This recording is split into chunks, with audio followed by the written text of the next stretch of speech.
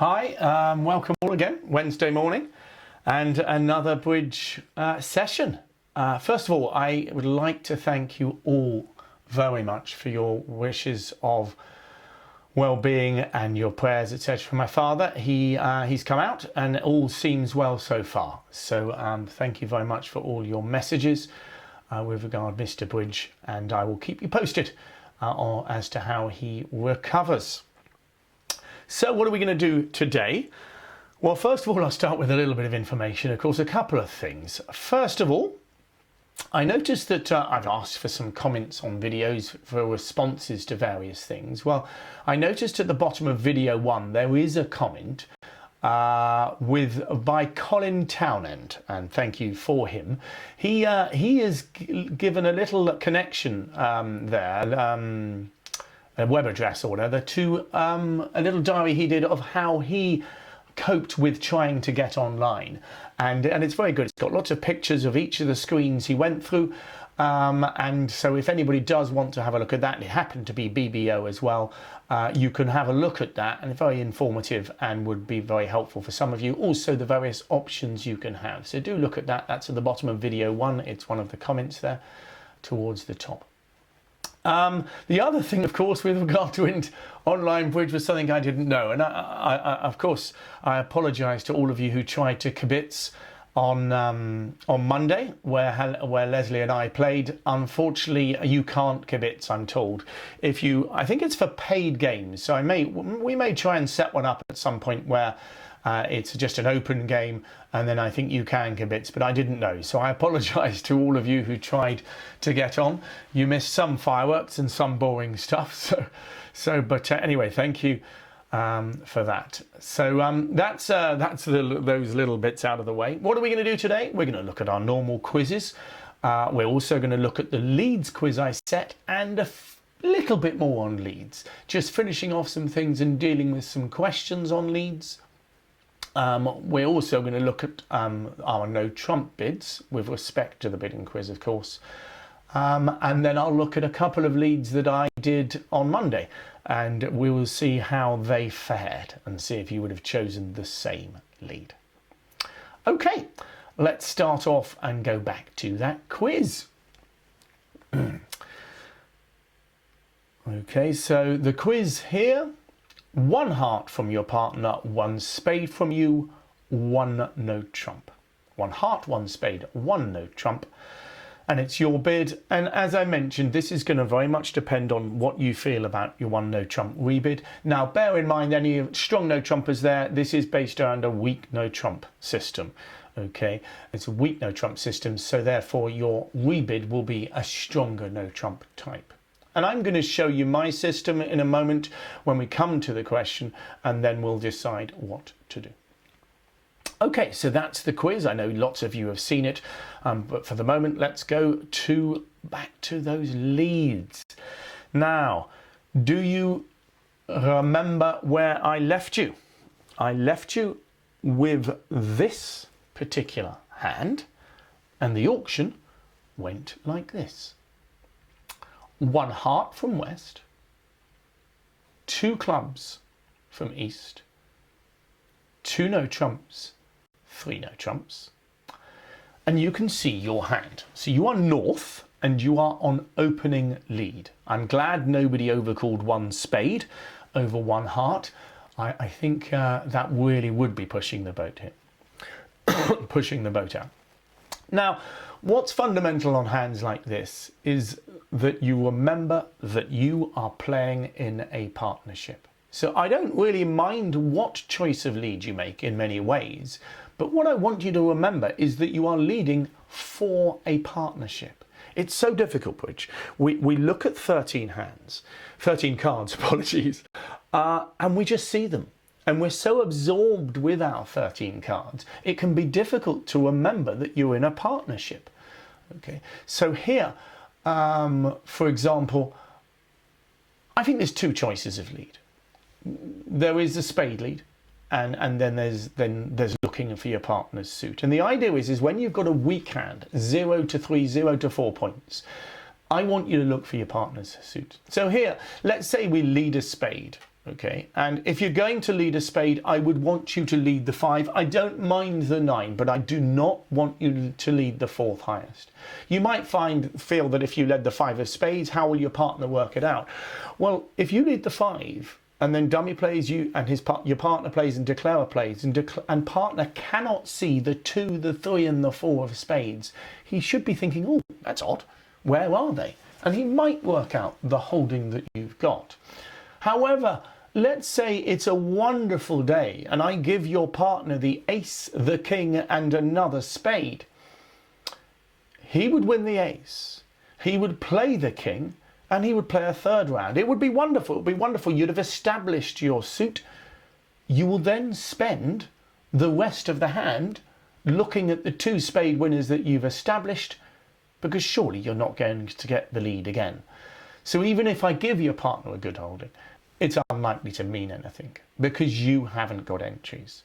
So we're going to look at this hand in a very simplistic manner. We're going to imagine, well, West has got hearts, you've got spades, East has got clubs. What is the most likely suit your partner's got? And of course the most likely suit is diamonds.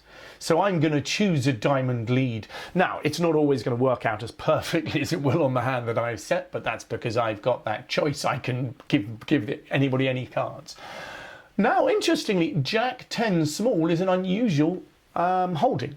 Okay, when you've got honor small, if you're leading a suit, well then trying to avoid blockages. So what we do from a holding like that is, although you've only got 2 high cards together in a no trump contract, I am still going to lead the touching card, because if I lead the 4, I may block the suit, and the Jack of diamonds would promise the 10. Okay, so what I'm trying to do is think between the 2 of us who's got the best suit, rather than just looking at my hand. Okay, here's the hand. Don't worry too much about these hands. Clearly I can set them, but the idea is that surely the most likely longest suit your partner's got is diamonds, and not only that, he has the entry. And if you'd led a spade, of course, his entry would have disappeared. Okay, so by leading a Jack of diamonds, you knock out the ace of diamonds, and of course your partner has the entry to take the contract down. As I say, it won't always work this perfectly, but you're just using simple logic and you're playing as a partnership, and that's the wonderful thing.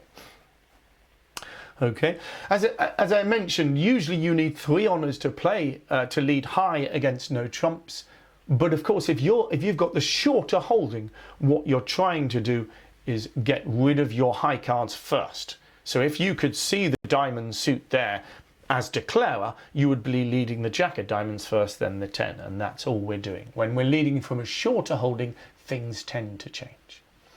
Okay, let's look at another hand. Here we go. Just take me, let you have a little look at that. And as I swig some water. So I know a lot of you have seen this auction, one of my favourite auctions, this one of course. Let's go through it, and I'm sure we've all seen it before. West opens 1 heart, nice and confident. East fiddles around with his bidding box, huffs and humps, and touches the stop card, and then decides to bid 2 hearts. West now touches the pass card, but given that his partner had touched the stop card, feels that he might as well make a bid, so bids 3 hearts. Okay.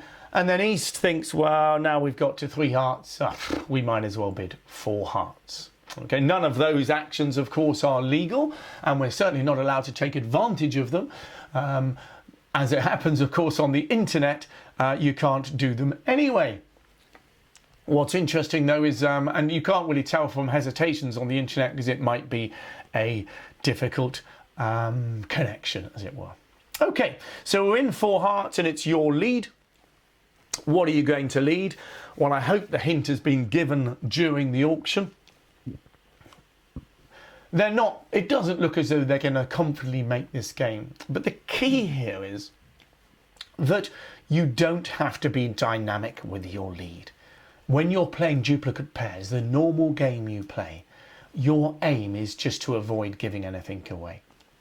And something that will hopefully come up in the next 2 or 3 days, because I've had a question about frozen suits, is that we don't like leading away from honours by themselves. And when I talk about frozen suits in the coming days, we will talk about suits with just one honour can be very precarious. So if you lead a spade, it's dangerous. If you lead a diamond, it's dangerous. If you lead a club, it is dangerous. If you lead a heart, it is not going to gain anything massively wonderful, but it's not going to give anything away. And that's what we love. So it's a trump lead. Surely East and West have told us they're covered in trumps. So let's lead a trump. So well done. Lots of 3 of hearts on my right here. And I don't even mind the 10 of hearts. That's fine, to be honest. Generally, though, when we lead a trump, we lead the lowest. But I don't really mind. The trump lead is generally not going to give anything away. So I've given you a full hand there. Have a look at it. It's always difficult to take a full hand in like that straight away. I've set the hand. Now, as it turns out, a club lead wouldn't have promised, but I'm going to show you that a diamond and a spade lead would have been disastrous. Now, on this particular occasion, I've set it so it would make a difference. It would make a difference between making and not making the contract. But actually, the difference between 4 hearts making and 4 hearts plus 1 would be just as valuable when you're playing in duplicate pairs. Here, Declarer has 9 top tricks. Sounded a bit like it in the auction. And if you look at the East hand, you can sort of see why East was fiddling around with the bidding box. He's got 11 points, but he's got 9 losers. Always tricky hands, those, is when you've got that 4-3-3-3 shape, the losing trick counts tends to undervalue the hand, whereas actually the point count overvalues it. So you've got to try and get the balance. So you can understand why he was in the middle of things. That's all well, but West's not allowed to take advantage, and over 2 hearts West should have really passed. So they're in 4 hearts. They've got 9 top tricks, 5 heart tricks, the ace and king of spades, the ace of diamonds, and the ace of clubs. Okay, so what would happen next? Well, as long as we lead a trump, I think they'll only make 9 tricks. They'll lose a club, they'll lose a spade, and they should probably lose 2 diamond tricks. But look what's happened if you lead a diamond. If you lead a diamond, well, the first trick is won by the queen. That's it. It's all over. Declarer's made an extra trick. That's 10 tricks. He's made his contract. The very first lead. Okay. Now, a spade lead's a little bit more subtle, but has the same result. A 2 of spades is led. You play 3 from dummy. Excuse me. The jack of spades from south. Because if he plays the 6, Declarer would win by the 8, which would be a disaster. So Declarer wins the ace. But unfortunately, Declarer is allowed to know what your leads are. And North's 2 of spades lead promises an honour. So later in the hand, of course, he can finesse for North's queen. So again, he would make a 10th trick just because of your lead. Now, on this particular hand, the club lead wouldn't make a difference, but of course I could have set the hand so that it should. So leading away from honours is risky, and in pairs games, in duplicate pairs, the normal game we play, we tend to look for safe leads if we can. Okay, so that's that one. Let's quickly sum up what we've talked about over the last 3 days, and then I'll look at some little questions after I've looked at the quiz. So here, the lead makes a huge difference, and we all know that, and it sets the tone for the hand. Choosing better leads will get you better scores, but perhaps most importantly, as we all know, if you choose better leads, you'll have a much happier partner. Okay, so worth getting better at. So that's a little look at leads. We're going to come back to it. We're going to come back to a few questions that we've had on them. And we'll also come back to a couple of leads that I had to make on my little game on Monday. So let's go to the quiz. Let's remind ourselves of that quiz. 1 heart, 1 spade, 1 no trump from your partner. And then it is, I've got to just skip here. And then it is your bid. Okay, so let me just go to where I want to be. Okay, so what I'm going to do here is I'm going to jump to this screen here. Now, why have I jumped to this screen before giving you the answer? Well, the reason is because I want to show you how bidding works in pretty much most systems. In most systems, what we do is we divide our points into our opening hands into 3 different sections. 12 to 14 is a weak opening hand, 15 to 17 is an intermediate opening hand, and 18 to 19 is a strong opening hand. Now, whether you play a strong no trump or a weak no trump, generally these are the values you think about. So if we were, I've shown you the heart bids there, but if we were playing no trumps, a strong no trump, for example, would open 15 to 17 points and would rebid one no trump with 12 to 14. Don't worry if you don't know that. It's the same if you support. So imagine you opened 1 diamond on a hand and your partner bid 1 heart. Well then, if you were minimum opening hand, you would bid just 2 hearts. If you were slightly stronger, you would jump to 3 hearts. And if you were very strong, you would jump to 4 hearts. Okay, or some of you would use the losing trick count, but we would use these point count systems. And to be honest, what I suggest to you is you should be doing them for your no trump bids as well. So your opening 1 no trump bid would be 12 to 14 if you're playing a weak no trump. Your rebid should be 15 to 17, and your jump rebid should be 18 to 19. And in fact, the system is so similar to the strong no trump. Okay. The 15-16 rebid is a very odd thing. I don't know why it came in. I think originally it was taught by, I'm trying to remember the fellow's name. Shaw Taylor. Shaw Taylor did an event on ITV, I think it was, a long time ago, and I think it was based around a variable no trump, but it was actually 13 to 14 points to open, 15 to 16 to rebid, etc. Okay. But, you know, it makes no sense in this day and age. 19 points is a problem. What do you do with 19 points? You should be opening at the 1 level. Okay, you should be opening at the 1 level. I know some people will bid 2 no trumps or bid 2 clubs or something like that, playing Benji or something like that. 19 points is not enough to open at the 2 level. Okay, so therefore I want you to put it in here. Let me show you why I love this, because in old-fashioned ACL, it's 12 to 14, 15 to 16, 17 to 18, and then you have to jump to 3 no trumps with 19. Okay, let's have a look. Okay, so what I want you to focus on is those 2 bids. Let's look at an example, and then we're going to go back to that quiz. So let's bid this hand out between us and see how we go. So you've got 19 points on the left. I don't want you opening at the 2 level with this hand, okay? I really don't. If it's a flat hand, you won't have 4 losers. Don't get me wrong. If you've got a really distributional hand, very different. You've got a 6-card suit, 19 points, you might want to open a strong bid. But with a flat hand like this one, for example, you're just going to be opening at the 1 level. Okay, so here I would open 1 heart. Okay, I like to open the major because I'm planning to rebid 2 no trumps. East would respond 1 spade, and now it's West's turn to bid. What's West's going to bid? Well, in the old-fashioned system, you might jump to 3 no trumps, but that ends the conversation. That's it. What can East do? He's got to just pass. Okay, so what I want you to do is jump to 2 no trumps. Now, 2 no trumps is not completely forcing. If East has a minimum 6 points, so a bad 6 points, he's going to pass 2 no trumps and you'll be quite happy. A bad 6 points opposite 19 will often not make game simply because you haven't got many entries to the East hand. Here though, East has a wonderful hand. Okay, East has Ace Jack 10 9 to 5 spades. That's got to be worth an extra point. Not just the 5-card suit nature, the strong 5-card suit, but the 10 and 9 there were valuable as well. So I'm looking at about 7 points. I'm going to respond, but rather than just bid 3 no trumps, I've got the chance of having a conversation. My partner opened a heart. Why don't I show my partner my 3 hearts, just in case he wants to know? Because he might have 5. And if he has, I think probably 4 hearts is a better contract.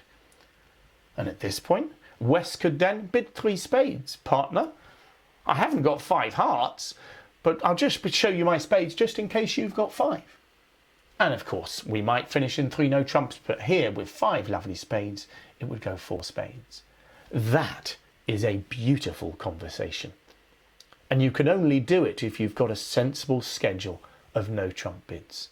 Okay, so what I'd like you to do is really consider carefully playing these kind of bids, because pretty much everybody else does this in the does this in their system. So for example, as I said, a strong no trump would open one no trump with 15 to 17. They rebid one no trump with 12 to 14. And they jump rebid with 18 to 19. And all we do in the weak no trump is we change those around. We open one no trump with 12 to 14, and we should be rebidding one no trump with 15 to 17. Okay, let's go back to that quiz again. So bearing that in mind, you don't have to play that way, but, you know, I'm suggesting that you do. So what I'm going to do, with that information, of course, I'm hoping that everybody will bid 2 no trumps. But what I want you to consider is it's a very close call, even if you play 15 to 16 no trump, because the West hand is a good hand. It really is a good hand here. Okay, I think I would evaluate that hand much, much closer to 9 points. Okay, got an interesting point there. They said on the EBU course it's 15 to 16. It is. I was chatting to the EBU there, and all they're trying to do with the EBU is to teach you the very basics in the simplest way they can. Now, I don't agree with all the way they're actually teaching beginners, but please bear in mind that if you are learning with the EBU, they are teaching you beginner's bridge. Okay, what we're talking here is taking your bridge a little bit further. Okay, so what I want you to do is think, I want to take my bridge further, so I'm going to do 15 to 17. Okay, so in beginner's bridge, 1 heart, 1 spade, 3 no trumps is acceptable. Playing duplicate bridge with a partner, you want to be able to converse and find the best contract. I was chatting about the 5-card major openings and things like that with the EBU yesterday as well, and again I have some sympathy. They're trying to find a simple way of teaching. I'm not happy with their choice, but I can see that they're trying to get a balance because a lot of people drop out of bridge. So they're trying to find a very simplistic way of teaching. Okay. And then as you get better at bridge, of course, you've got to learn more about it. Okay. So bear that in mind. Okay.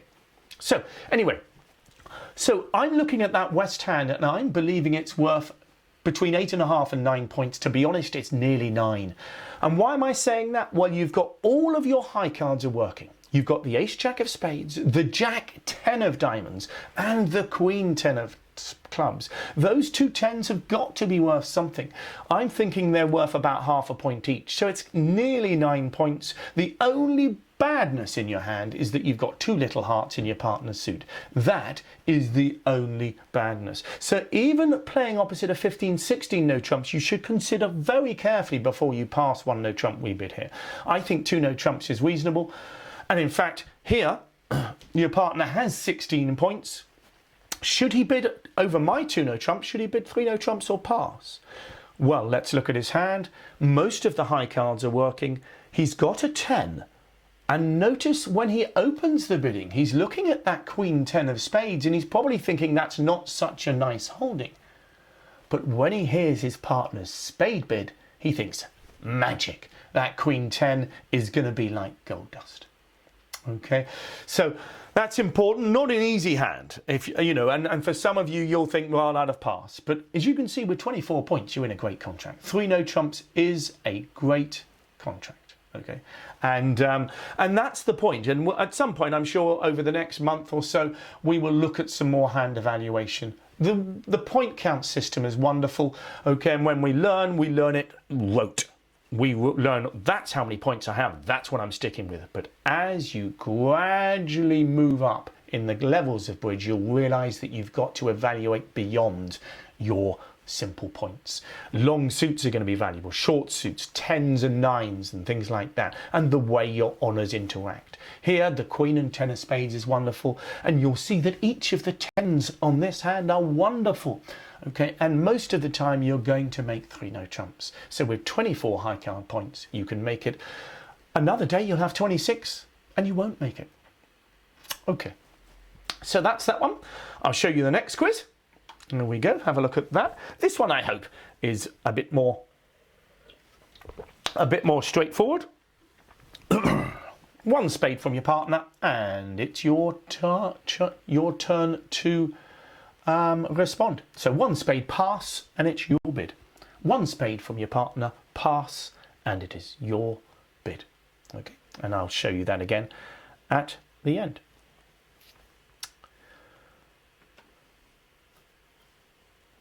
Okay, let's go back to the PowerPoint here and some questions that we've had.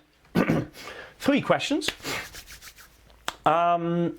We've got, what do you lead from doubletons where both of the honours are touching? So King Queen doubleton, for example.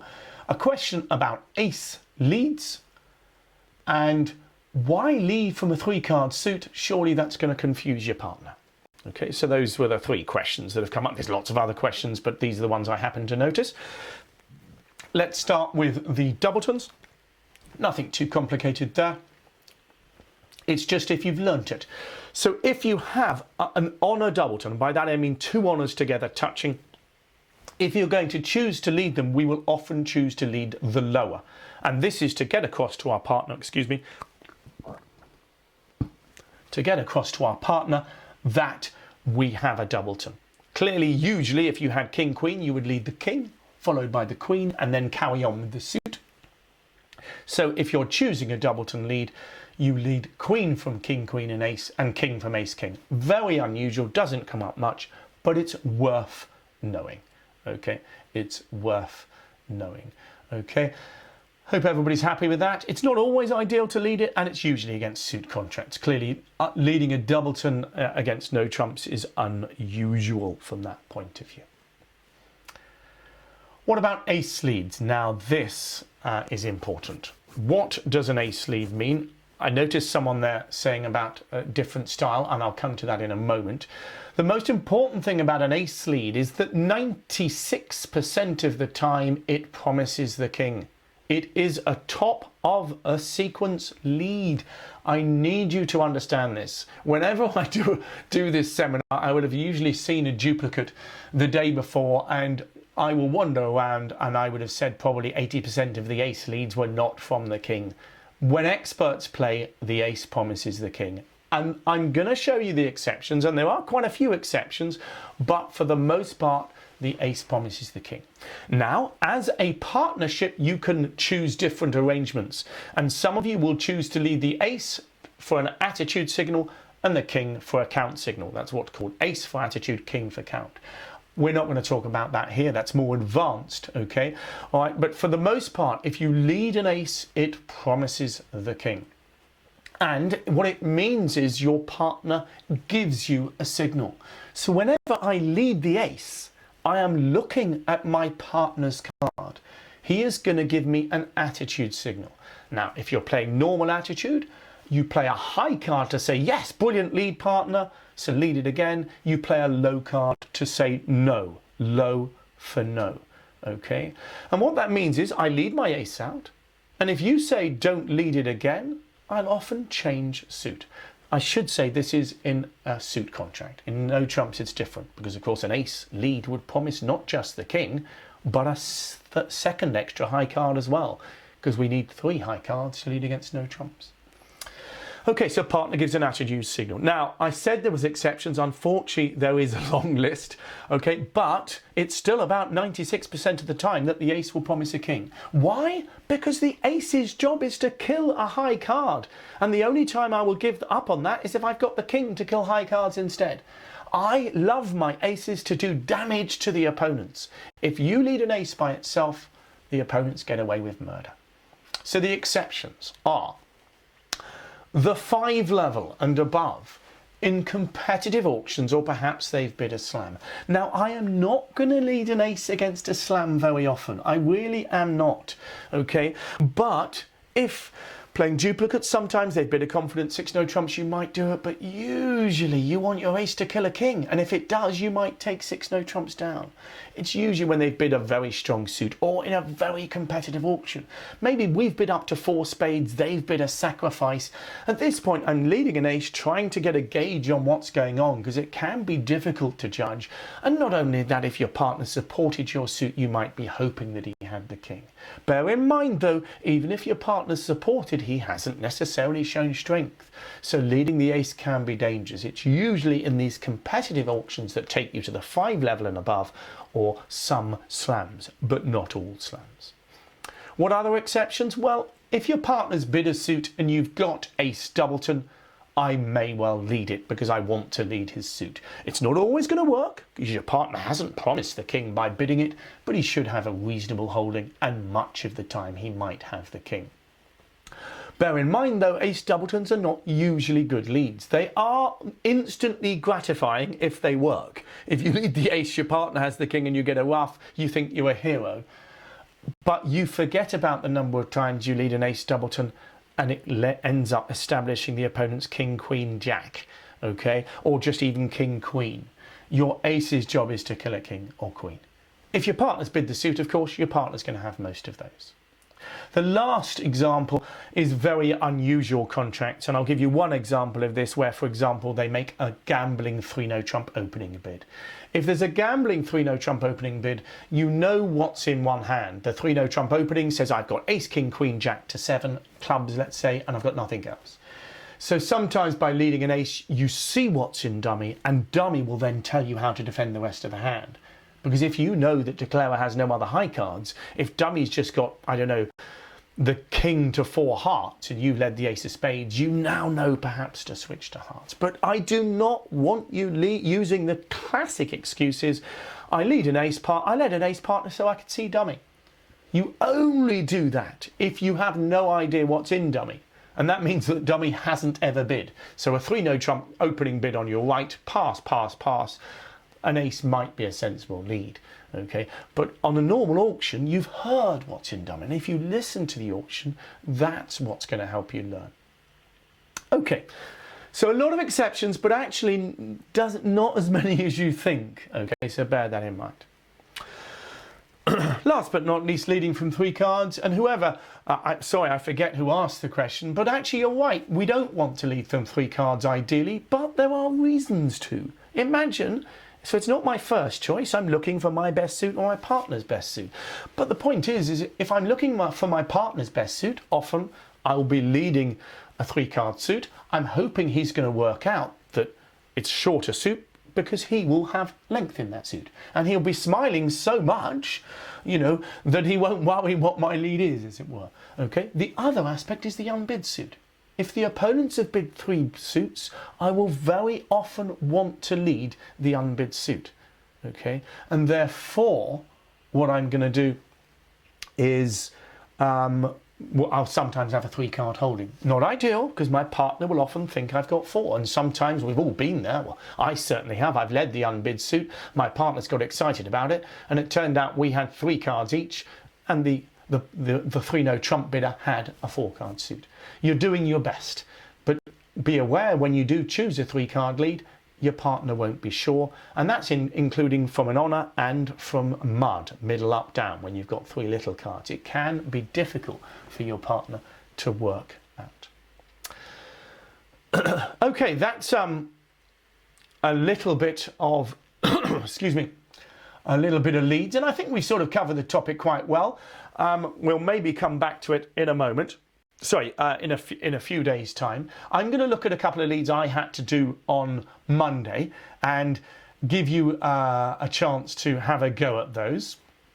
We had some fun. We did all right. We got about 60%. I'm sorry nobody can watch it, but as I say, I will try and find a game at some point where we can all have a watch and have a chat, which would be quite nice. So let's look at some hands that I had. Here's one. And I'm going to show you 2, one of which I had a success, the other of which was a bit of a disaster. So let's have a look at this first one. So this is your hand, North, and I'll show you the auction. It looks quite a decent hand actually, but unfortunately West decided to open 2 no trumps in front of you. So at that point you didn't really have much to do. So you passed. East bid 3 clubs. That was self-alerted. For those of you who don't understand the term self-alert, when you're playing online, you generally tell your opponents what it is. You don't tell your partner, you tap on the bid and tell your opponents what it is, or you can choose to speak to just your opponents. You mustn't speak to the table because your partner's not allowed to know what you're saying. And it was called 5 cards Damon. West then responded 3 spades. It was a little bit of a shock because that showed 5 spades. So there you go. Now you can't always assume your opponents are doing the right thing, but you tend to. So, and at this point, of course, East bid 3 no trumps. Clearly, it wasn't a surprise that they didn't have a spade fit, given that we've got 6 of them. So that's that. You're on lead against 3 no trumps.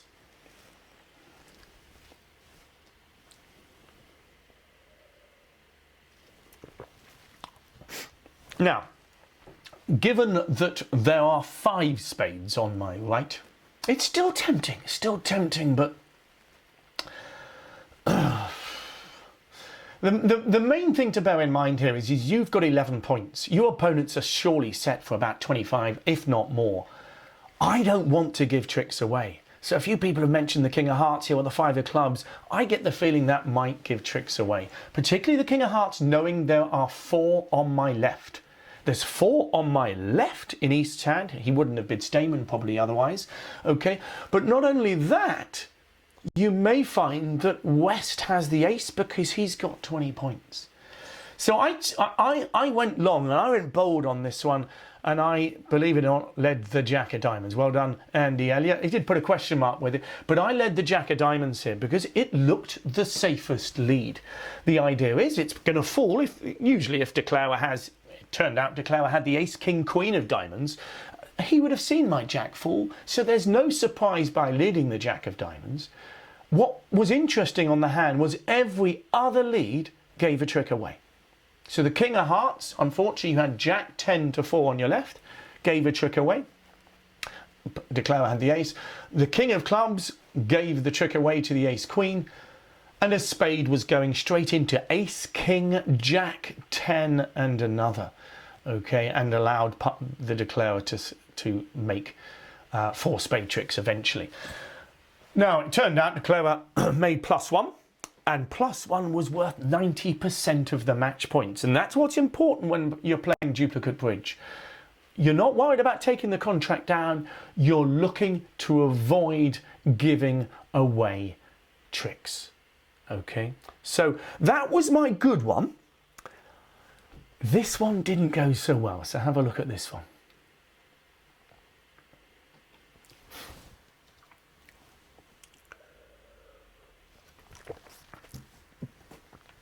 Okay, now I got everything wrong on this hand. I did pretty well on the others. I'm going to say I did do pretty well on the others, but this one was not my best effort. So north-south of vulnerable, it went 2 hearts from West, which was alerted as showing hearts and another suit and no particular strength. I think, no, weak hand. Okay. Now, with hindsight, I think probably 2 spades was reasonable, but I didn't bid it, I'm afraid. I passed. And believe me passing, maybe I suspected there was kibitzers and I didn't want to overcall on that horrible suit, vulnerable. But because I'm short in hearts, I think you've got to make a bid. So I think you should bid 2 spades there. But anyway, I didn't. And unfortunately, 2 hearts finished the auction. Okay. Okay, 2 hearts finished the auction. And you've got to guess my lead. Well, actually, I'm not going to ask you to guess my lead because you've seen it.